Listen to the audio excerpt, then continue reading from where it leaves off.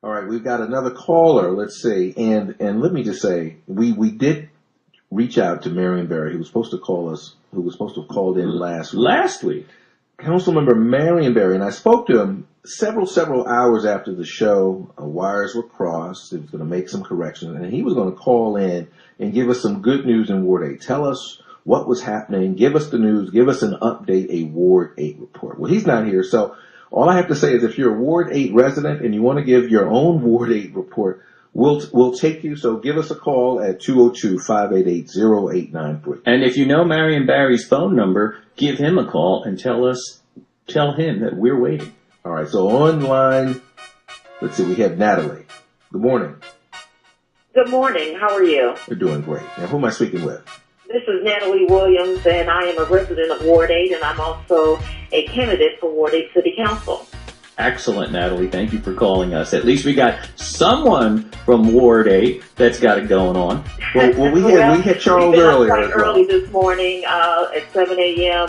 Having our own bit of protest here in the ward. But I wanted to call in because I heard you talking about giving you some good news about Ward 8, and that's I would imagine pretty difficult for our current council member to actually call in and respond to that. I will say this: we don't have a laundry list of things that we can point to in terms of being good news here in the ward, as Councilmember Bowser has so eloquently articulated for her ward. But I will say this: there's one good thing happening. Ward 8 is waking up, and Ward 8 is becoming wiser.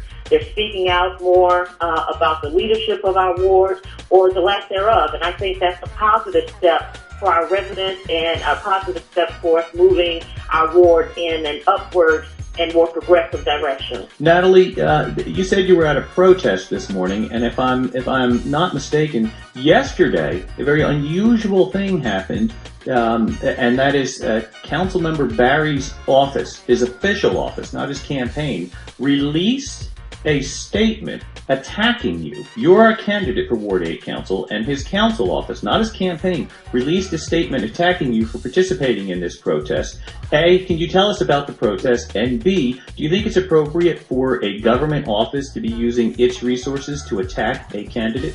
Well, I think I'll start with the latter question, and I would say no, it's absolutely incorrect and perhaps even unlawful for the government office to release such a press release as they did yesterday. However, I am a bit surprised at it, given that our council member is the incumbent and has such a long-standing career in government and working on behalf of the people.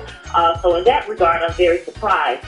I'm also surprised that he would use such personal attacks when just several months ago, and you can go to YouTube and look at all kinds of articles, he praised me for my leadership. He praised me for my new direction. He praised me for the work that I've done on his behalf for years. And so it just comes, it's one of those political moves that you just kind of have to let it roll off your shoulder. Last night I went in prayer for our council member because he is certainly out of touch with the community. He's certainly out of touch with the issues.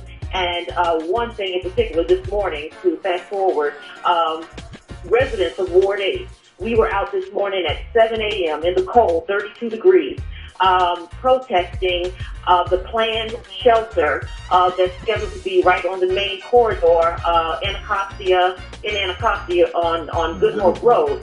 Now, let me just say, we are not in opposition of helping the homeless. We just believe that we have done our fair share. You don't see Councilmember Bowser talking about the homeless shelters that are in her ward or the group homes that are in her ward because it exists very little of that. But here in our ward, every other block you have some kind of social service. So we're saying that enough is enough.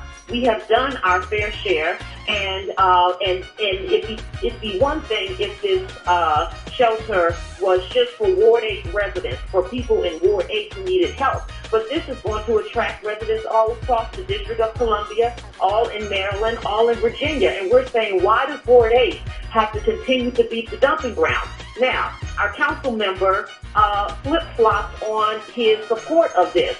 First, he was not in support of it. Where is he now? he's opposed to this project on Good Hope Road? Oh, he's in full support of it. Now, why is which that? makes me question. Does it have anything to do with your position? I'm sorry? Does it have anything to do with your position?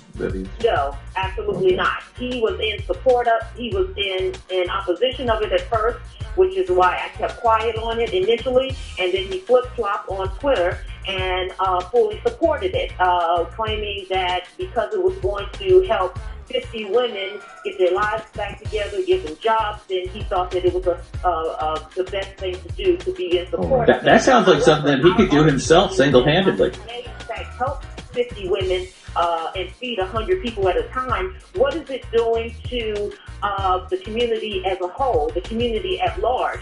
And if it has to be in our ward, why does it have to be at the gateway of Anacostia? That's absurd. And the residents are tired. They spoke out about it.